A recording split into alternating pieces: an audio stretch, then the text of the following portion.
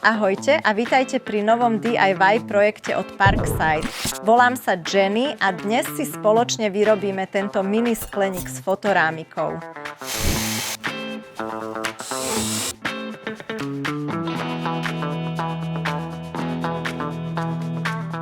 Ako vždy, všetko, čo na tento projekt budeš potrebovať, nájdeš dole v návode.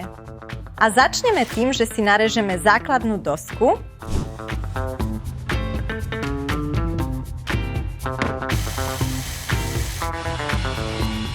Ďalej prilepíme odpílený schodík ku spodnej časti.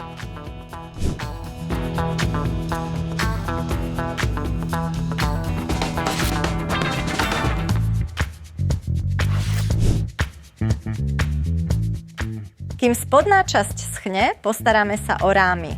Bočné časti je potrebné narezať, takže si ich najskôr presne naznačíme.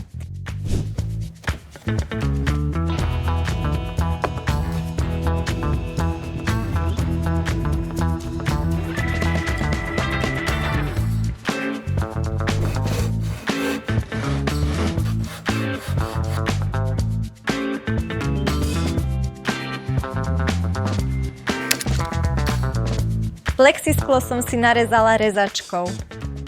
A teraz už môžeme skleník zlepiť.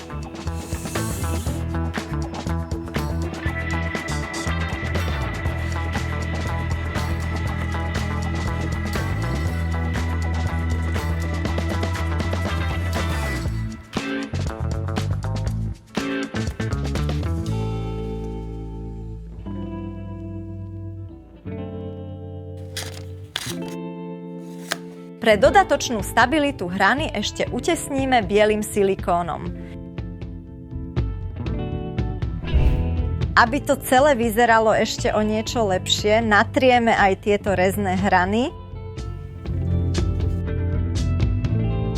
Na záver ešte chýbajú pánty. Tie si nastavím a potom ich priskrutkujem.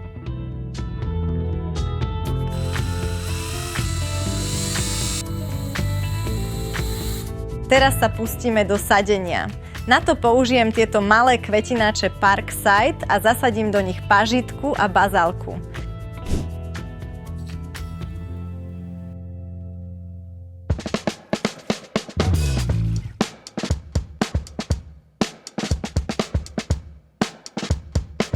Ak tvoje bylinky vyzerajú takto, môžeš ich zozbierať.